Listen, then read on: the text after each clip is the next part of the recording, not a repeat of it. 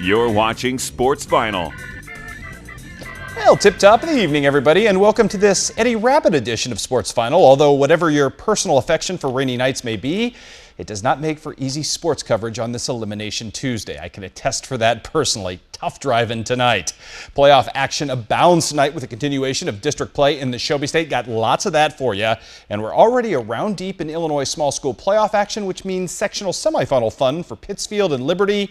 At least we hope that going into this night. But we start the opening leg of Quincy High's new playoff road to the south tonight in Edwardsville, a new route to run for the Blue Devils. And despite trailing Granite City, a team that had previously beaten the Blue Devils 41-40 earlier this season, by 9 at the half, the Blue Devils, rally for the win tonight and take on Edwardsville Friday in the regional championship game.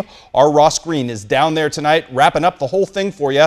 We'll have post-game and all your highlights coming up tomorrow night at 6 o'clock on a big Blue Devil victory. Also good news for the Jacksonville Crimsons, who knock off Troy Triad, their second straight win in regional play in Class 3A. Up next for Jacksonville, a likely showdown with Chatham Glenwood and the highly recruited Peyton Allen. But Jacksonville playing some good basketball when it counts. Josh Peak back from that back injury. He had 28 points tonight. That's a pretty impressive performance. Let's move on down the road. Sectional play tonight in Lewiston, and it was Liberty trying to take out undefeated Brimfield, a team that there was some knock about the level of their schedule, although you can't really argue with undefeated now, can you? Early on in this game, right here, it's Isaac Murphin cleaning up the offensive glass, putting the rebound in for his team's first points. However, Brimfield attacking at the other end of the floor and attacking in the low block, something they would do very successfully in this game against Liberty's defense on the night. Great take right there. Still, Liberty answers right back at the other end, trying to use the speed of their guards against the size of Brimfield in this game. That was Jared Shover with a great take, but again,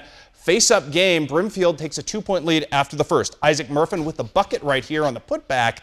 But buckets were hard to come by for Liberty in the decisive second quarter. They trailed by as many as 14 points, never really recovered. Tried to make a comeback in the second half, but Liberty's fine season comes to an end. Brimfield stays undefeated and wins 52-44. Unity and Abingdon tomorrow night. We'll cross our fingers and hope for better luck with the Unity Mustangs tomorrow night up at Lewiston. The news not good on the road. Pittsfield tonight, a loser to Pana, 69-53. Mitchell Byers went nuts tonight for Pana with 31 points and 8 rebounds. Dalton Hoover in his last game as a Socky, 14 points, 11 rebounds, as he'll move on to Quincy University next year. Let's go over to Missouri. We've got district fun tonight to be had over at Highland, Class 3 District 7. South Shelby taking on the upset-minded Mark Twain Tigers, and that meant Garrett Jarman doing work on the low blocks. Andre McClure, though, would answer at the other end, down low for 2, and then it's Tim Fisher, the Fisher King, if you will, or the Timmer, if you like, from outside. He hit the 3 there. He had 13 points in the night. South Shelby in full-on attack mode in this one. More of Mr. McClure backing down his defender in the paint, doing work for the 2 there. Then it's Nick Wurr. Had himself a really brilliant first half. The give-and-go pass works to perfection. Nick Wurr not done yet. He took over in the first half of this game, and his team would run away with this one, ending Mark Twain's season by the final count in this one of 65-33. As I mentioned, Tim Fisher with 13 points there. How about Palmyra and Macon? Game of the night over at Highland tonight, and it was a dandy. Start you off with Palmyra building a nice lead in this game. Brock Butler opens the scoring with a 3 from the corner, and then it would be Darius Thompson doing work as well, knocking down the 3 from the top of the key. Palmyra finding its range, extending its lead to 11-0 to run this game behind Brock Butler yet again with a 3. Making those slowly chipping away in this game. Jacob Lanier, the future all-conference selection. Nice bucket for him as he gets the friendly roll.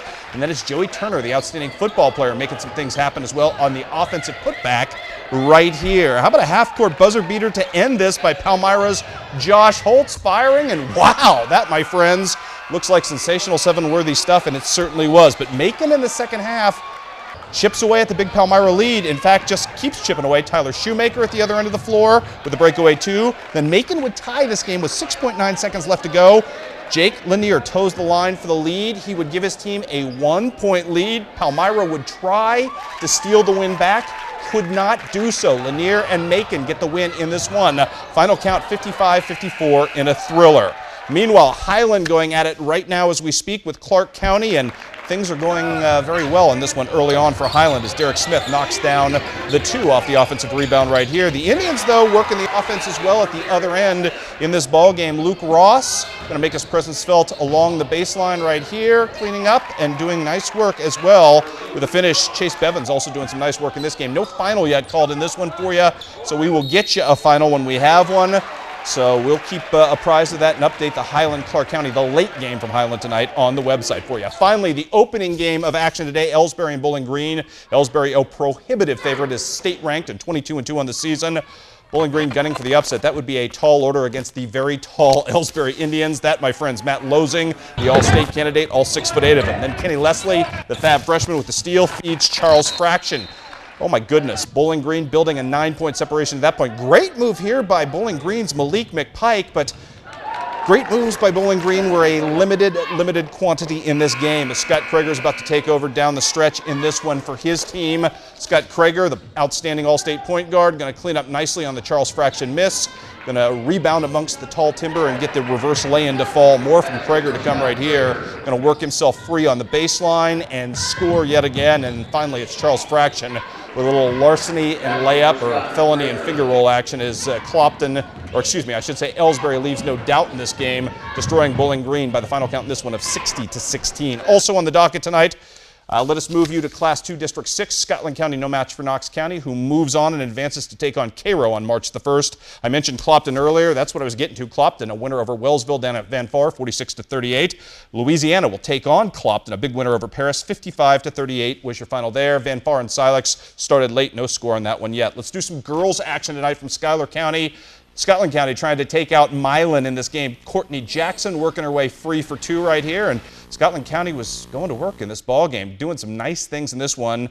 Megan Creek also going to do some nice work eventually in this one. You will see her coming up right here at the other end as Scotland County gets things running offensively. Miss Megan Creek coming free and scooping one off the glass. How about some Courtney Jackson action as well, as she's going to come free and knock down jumpers. Courtney Jackson, Megan Creek doing nice work tonight as Scotland County gets the win, advances on. They win 35-19 to advance on into Schuyler County to play on Thursday in the semifinals. More scores to pass along for you. Milan tonight, a winner over Knox County, 54-48 to end the Knox County Lady Eagles season. Kathleen Hinkle with 21 points in a losing cause there. The Marion County Lady Mustangs leave no doubt about it. Shelby up at La Plata. Up next, Marion County takes on Bevere on Thursday in the championship game as they continue their quest for a district championship and a repeat state championship as well. Moving on now, Dan Watson's arrest this summer on charges of criminal sexual abuse left the Macomb basketball program reeling. In an effort to stabilize that situation, Brock Boehner stepped in to coach the Bombers.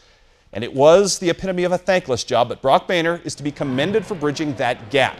KHQA has confirmed that Boehner will officially resign his basketball duties later this week after a 28-game run with the Bombers that saw his team finish 13-15, but played its way into a regional title game. To that end, Macomb's varsity head coaching position is already posted as vacant on the Illinois Athletic Directors Association website, and it is a job that figures to garner a great deal of interest around the state. We'll keep you posted on how that happens.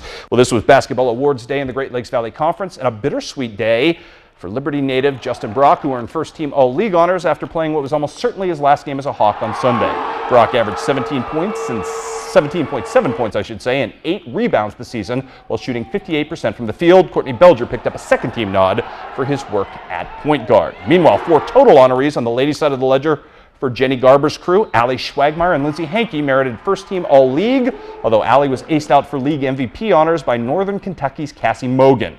QD alum Carla Gengenbacher, just a sophomore, and Clark County export Cassidy Schumann were accorded second-team honors for the Lady Hawks as well. Again, a very, very busy night here, but it doesn't stop with just Tuesday. This may be our last sports final, but the action continues tomorrow night. As I mentioned earlier, we're on the road again tomorrow night to Lewiston to see if Unity can knock out Abingdon and earn a chance to take out Brimfield. Also, Quincy Notre Dame in action tomorrow night, as well as Quincy Notre Dame has a very tall order at Porta, trying to take out a really, really talented U-High team. Those highlights coming up for you tomorrow night at 10. We've got some signings for you tomorrow night at 6. And again, Ross Green's wrap-up of the outstanding win for the Quincy Blue Devils. Tall order for the Blue Devils, though, coming up on Friday as they will take on an Edwardsville team that is incredible on its home floor. We'll keep our fingers crossed that Illinois basketball continues beyond this week. Until then, we'll see you tomorrow night with another busy, busy night of basketball.